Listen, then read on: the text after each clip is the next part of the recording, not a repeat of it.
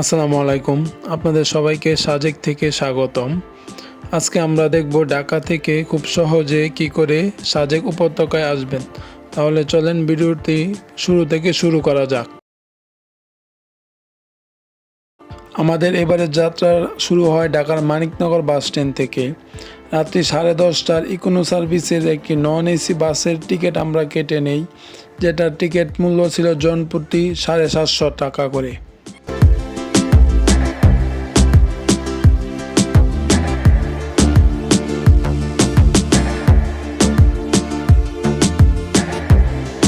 আমাদের বাস তার সঠিক সময়ে খাগড়াছড়ির উদ্দেশ্যে রওনা দিয়ে দেয়। ঢাকা থেকে খাগড়াছড়ি শহরের দূরত্ব প্রায় 271 কিলোমিটার, যা গন্তব্যে পৌঁছাতে আমাদের 6.5 থেকে 7 ঘন্টার মতো সময় লাগবে। রাত্রি 1টার সময় কুমিল্লার জাইতুন রেস্টুরেন্টে আমাদের বাসটি তার যাত্রা বিরতি দেয়। এই রেস্টুরেন্টটি খুবই সুন্দর ছিল। আপনারা সবাই হাইওয়ে রেস্টুরেন্টে খাবার খাওয়ার আগে অবশ্যই তার দাম সম্পর্কে অবগত হবেন, কারণ হাইওয়ে রেস্টুরেন্টগুলোতে খাবারের দাম মূলত একটু বেশি হয়ে থাকে।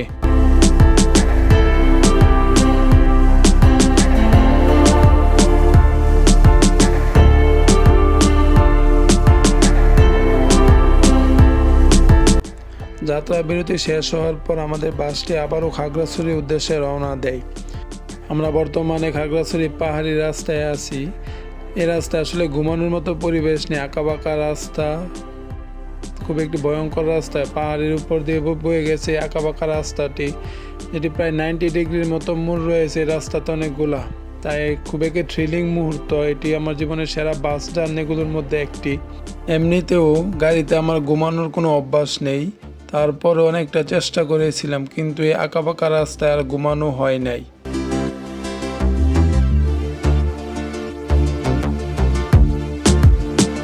সবাইকে শুভ সকাল খাগড়াছড়ি থেকে।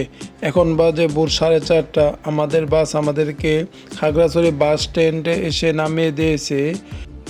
আপনারা এখন দেখতে পাচ্ছেন খাগড়াছড়ি শাপলা চত্বর। আর এই শাপলা চত্বর থেকে আমরা আগামীকাল জিপ গাড়ি নিয়ে চলে যাব সাজেকের উদ্দেশ্যে। আমরা এখানে একটি গেস্ট হাউস নিয়েছিলাম, আর সেখানেই সকাল 8টা পর্যন্ত রেস্ট নিয়েছিলাম। খাগড়াছড়িতে এখন সকাল, আর এই সকালে ঠান্ডা বাতাস আমাদের মনকে একবারে প্রশান্তি করে দিয়েছিল। এই সকালে আমরা খাগড়াছড়ি মন্টানা রেস্টুরেন্ট থেকে সকালের নাস্তা সেরে সাজেকের উদ্দেশ্যে রওনা দিয়ে দিই।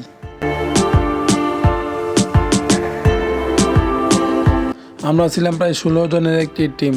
আমরা একটি সাদা জিপ গাড়ি ভাড়া করেছিলাম এবং সেটি দিয়ে আমরা সাজেকের উদ্দেশ্যে রওনা দেই। তবে প্রথমে আমাদেরকে যেতে হবে বাগাইহাট আর্মি ক্যাম্পে, আর সেটি এখান থেকে প্রায় 40 থেকে 45 কিলোমিটার দূরে অবস্থিত। জিপ গাড়িতে যেতে সময় লাগে 1.5 থেকে প্রায় 2 ঘন্টার মতো। বাগাইহাট আর্মি ক্যাম্পটি অবস্থিত আপনার রাঙামাটির বাগাইছড়ি উপজেলার প্রবেশ পথে, আর সেটি যাওয়ার জন্য আমাদেরকে খাগড়াছড়ির দিঘিনালা উপজেলা পার হয়ে তারপরে যেতে হবে। সকাল 8টায় খাগড়াছড়ি শহর থেকে রওনা দিয়ে আমরা, এখন বাজে সকাল 9:30, আর সকাল 9:30টায় আমরা বাগাইহাট আর্মি ক্যাম্পে এসে পৌঁছাই। এখান থেকে আমাদের স্কোয়াড ছেড়ে যাওয়ার কথা সকাল 10টায়, আর আমরা সেজন্য অপেক্ষা করতেছিলাম, আর আমাদের গাইড সেগুলো ম্যানেজ করতেছিল। অবশ্যই আপনাকে সাজেক যাওয়ার জন্য বাংলাদেশে যে কোনো একটি নাগরিক পরিচয়পত্র নিয়ে আসতে হবে, তাছাড়া কিন্তু আপনি সাজেকে প্রবেশ করতে পারবেন না। তারপরে আমরা অনেকক্ষণ অপেক্ষা করার পর বাগাইহাট আর্মি ক্যাম্পটি ঘুরে ঘুরে দেখেছিলাম। এখানে বিভিন্ন পাহাড়ি ফল ছিল, সেগুলো আমরা খেয়েছিলাম। আপনারাও চাইলে ট্রাই করতে পারেন। পাহাড়ি ফল, খুবই ফরমালিন মুক্ত ফল, এগুলো আপনারা ট্রাই করতে পারেন। আর আস্তে আস্তে সাজেকের যাওয়ার জন্য গাড়িগুলো বাগাইহাট আর্মি ক্যাম্পে এসে উপস্থিত হচ্ছিল। এখানে নানান ধরনের ফল রয়েছে, আপনারা চাইলে সেগুলো দেখে দরদাম করে তারপরে খেতে পারবেন। আর এই ফলগুলো ছিল খুবই সুস্বাদু। এগুলো অবশ্যই আপনাদেরকে ট্রাই করা উচিত, কারণ এখানে আপনারা অনেক সময় অপেক্ষা করবেন। তো আমাদের প্রায় 10টা বেজে গিয়েছিল, তাও স্কোয়াড ছাড়ার কোনো নাম গন্ধ ছিল না। প্রায় 11টার দিকে আমাদের স্কোয়াড ছাড়ার ঘোষণা আসে, আর ততক্ষণে আমরা বাজার থেকে আনারস, তারপরে কলা, পেঁপে, এই ফলগুলো ট্রাই করি। এই ফলগুলো ছিল খুবই সুস্বাদু ফল, এবং পাহাড়ি ফল তো তাই মিষ্টি ছিল অনেক। আপনারা চাইলে এগুলো অবশ্যই ট্রাই করবেন এখানে আসলে।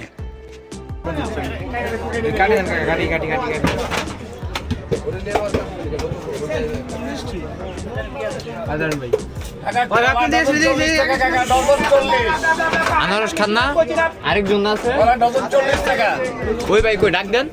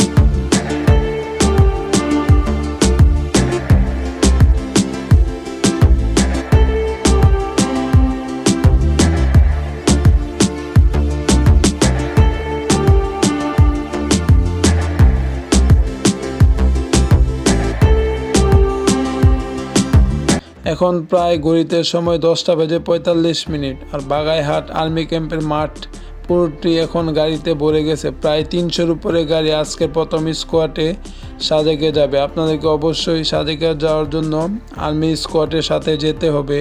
স্কোয়াড হলো সকাল 10টায় একটি আর দুপুর 2টায় একটি, দুটি স্কোয়াডে আপনাকে সাজেক যেতে হবে এবং সাজেক থেকে ফিরে আসতে হবে। প্রায় 1.5 ঘন্টা অপেক্ষা করার পর সকাল 11টায় আমাদের স্কোয়াডটি সাজেকের উদ্দেশ্যে রওনা দেয়। সাজেক ভ্যালি রাঙ্গামাটি জেলার সর্ব উত্তরের মিজোরাম সীমান্তে অবস্থিত। সাজেক হলো বাংলাদেশের সবচেয়ে বড় ইউনিয়ন, যার আয়তন প্রায় 702 বর্গ মাইল। এর উত্তরে ভারতের ত্রিপুরা, দক্ষিণে রাঙ্গামাটির লংদু, পূর্বে ভারতের মিজোরাম ও পশ্চিমে খাগড়াছড়ির দিঘিনালা। এটি রাঙ্গামাটি জেলায় অবস্থিত হলেও এর যাতায়াত সুবিধা খাগড়াছড়ি এর দিঘিনালা থেকে। খাগড়াছড়ি জেলা সদর থেকে সাজেকের দূরত্ব প্রায় 70 কিলোমিটার, দিঘিনালা থেকে 49 কিলোমিটার আর বাগাইহাট আর্মি ক্যাম্প থেকে 34 কিলোমিটার। খাগড়াছড়ি থেকে দিঘিনালা আর্মি ক্যাম্প হয়ে সাজেক ভ্যালি যেতে হয়। আর সাজেক যাওয়ার পথেই পড়বে 10 নং বাগাইহাট পুলিশ ও আর্মি ক্যাম্প, যেখান থেকে আপনাকে সাজেকে যাবার মূল অনুমতি নিতে হবে। এই যে দেখছেন সামনে যে রাস্তা, এটা কোনো সাধারণ রাস্তা না, পাহাড়ের বুক চিরে তৈরি এক আঁকাবাঁকা পথ, যেন একদম জীবন্ত একটা গল্প। প্রতিটা মোড় ঘোরার সাথে সাথে নতুন একটি দৃশ্য সামনে চলে আসে, কখনো গভীর খাদ, আবার কখনো মেঘ ছোঁয়া পাহাড়।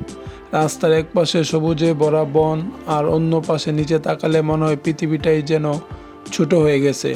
এই রাস্তাগুলোতে চলার মজাই আলাদা, একটু ভয় একটু রোমাঞ্চ দুটো একসাথে কাজ করে। বিশেষ করে যখন গাড়ি ধীরে ধীরে উপরে উঠতে থাকে, তখন মনে হয় যেন আমরা আকাশের কাছাকাছি চলে যাচ্ছি। যারা অ্যাডভেঞ্চার ভালোবাসেন তাদের জন্য এই ধরনের পাহাড়ি রাস্তা একদম পারফেক্ট। এই রাস্তা যতটা সুন্দর ততটাই চ্যালেঞ্জিং। সত্যি বলতে এই আঁকাবাঁকা রাস্তা শুধু একটা পথ নয়, এটা একটা অভিজ্ঞতা, এটা একটা অনুভূতি। আসলে পাহাড়ে যাওয়ার অনুভূতিটাই অন্যরকম, সেটা আসলে বলে বোঝানোর মতো না। আমরা বর্তমানে আছি কাছালাং নদীর উপর নির্মিত কাছালাং ব্রিজের উপর। দুটি নদী মিলে তৈরি হয়েছে কাছালাং নদী। কাছালাং ব্রিজ পার হয়ে আমরা চলে আসি মাছালং বাজারে। আর এই বাজার পার হলে পড়বে সাজেকের প্রথম গ্রাম রুইলুইপাড়া, যার উচ্চতা 1720 ফুট। এর প্রবীণ জনগোষ্ঠী লুসাই, এছাড়া পাংকুয়া ও ত্রিপুরারও বাস করে। 1885 সালে এই পাড়া প্রতিষ্ঠিত হয়।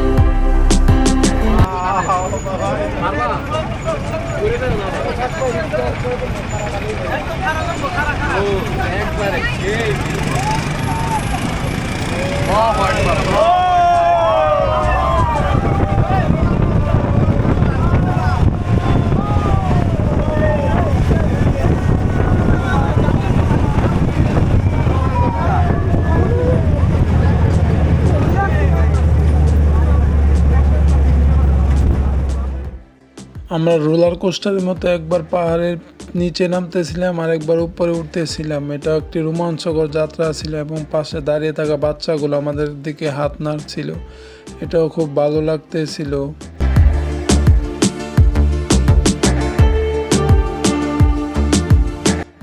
যাত্রা পথে আমরা পাহাড়ে আরো অনেকগুলো নাম না জানা আমরা পাড়া দেখেছি, পাড়াগুলো খুবই সুন্দর ছিল।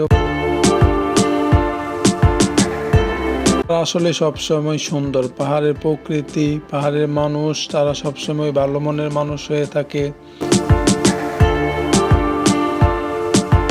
সবসময় একই কথা বলি যে আসলে গন্তব্যে যাওয়ার আগে গন্তব্যে যাওয়ার যে রাস্তাটা, যে জার্নিটা, এটাই আমার কাছে সবসময় ভালো লাগে। তাই আমরা আজকে ঢাকা থেকে সাজেক আসার এই পুরো জার্নিটা আপনাদের কাছে তুলে ধরেছি। আশা করি আপনাদের সবার ভালো লাগবে।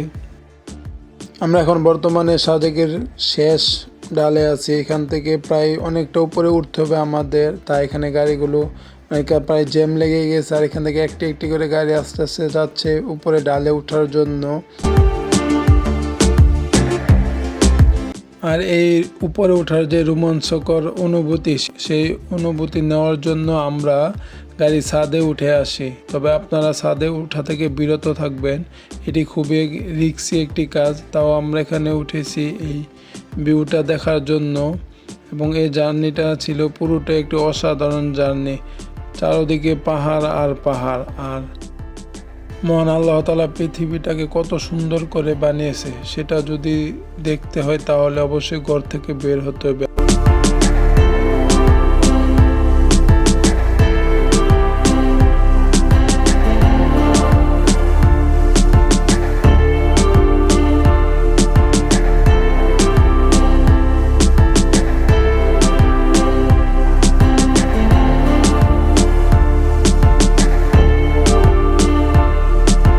তো ফাইনালি আমরা আল্লাহ তাআলার রহমতে অবশেষে সাজেক। সকাল রাত 10:30টায় ঢাকার মানিকনগর বাস স্ট্যান্ড থেকে আমরা রওনা দিয়েছিলাম। প্রায় 13 ঘন্টা পর আমরা বর্তমানে এখন সাজেক। আর আপনারা এখন দেখতে পাচ্ছেন সাজেকের খুব সুন্দর ভিউগুলো।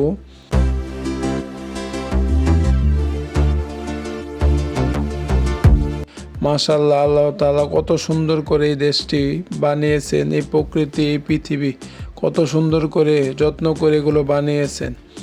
তো আজকের ভিডিও এই পর্যন্তই। আপনারা যারা যারা ভিডিওটি দেখেছেন সবাইকে অসংখ্য ধন্যবাদ। তো আজকে আমরা এখানেই ভিডিও শেষ করতেছি। পরবর্তীতে দেখা হচ্ছে সাজেকের অন্য কোনো ভিডিও নিয়ে। তো তখন ভালো থাকুন, সুস্থ থাকুন, আল্লাহ হাফেজ।